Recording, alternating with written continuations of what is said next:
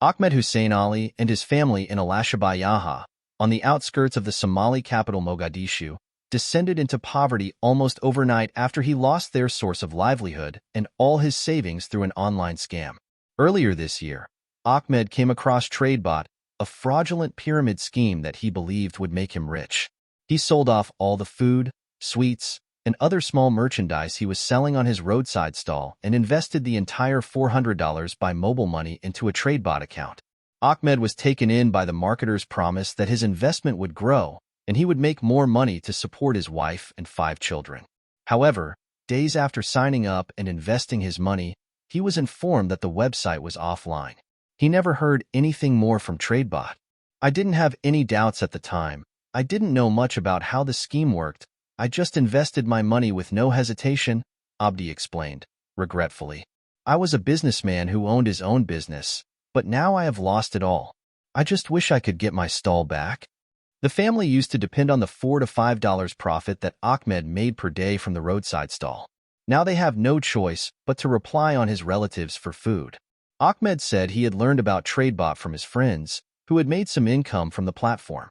They urged him also to invest in what they saw as a money-making scheme. Online marketers had been advertising through online videos promising big returns on investments, catching the attention of many people like Ahmed with no awareness of the risks of fraud. "I got convinced when I saw my neighbors had got good income, and that's how I got into the app. The main reason was to make profits, but instead I suffered losses," he said. Ahmed could be among thousands of victims of online scams in Somalia, more and more of which are coming to light. Apart from fraudulent sites, many Somalis have also been attracted to other popular online apps like the betting platform 1xBet, again having little understanding of the risks. 1xBet was banned on August 20th, 2023 by Somalia's Minister of Communications. Abdirahman Sheikh Khalif, living in Darkeenly, Mogadishu, sold off his tuk-tuk taxi for $2,000 and decided to place the money on 1xBet last October. He also threw in the $1,500 that he had in his savings. He, his wife and daughter are now living precariously on occasional support from his uncle and are lucky to get one meal in a day. "My dreams have been curtailed. I'm unemployed and staying at home mostly. I hope to make profits so I could build houses and become rich. I lost the little money I had, let alone making any money. I don't blame anyone. I got into it myself. I thought I could make more money," he explained ruefully. Abdirahman placed bets on the football teams he predicted would win matches in European leagues, but his predictions were all wrong and he lost everything. Desperate to get himself out of the mess, he decided to migrate to Saudi Arabia in December looking for a job but was deported back to Somalia in February. Abdirahman used to make a decent $20 to $25 a day from his tuk-tuk taxi. Today, however, he is penniless and highly stressed. He also has many debts to pay off.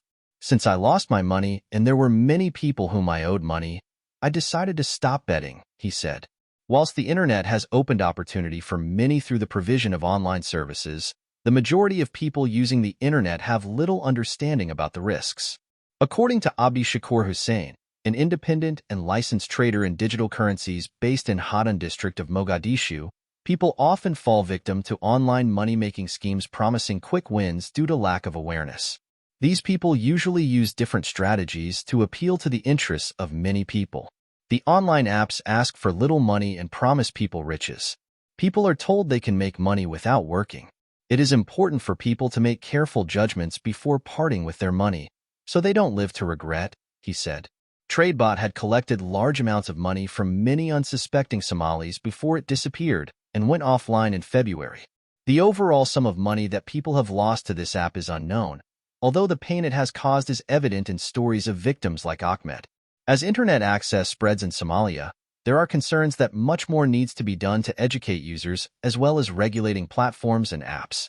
Abdi Shakur added, "They have taken huge amounts of money because many people invested in them.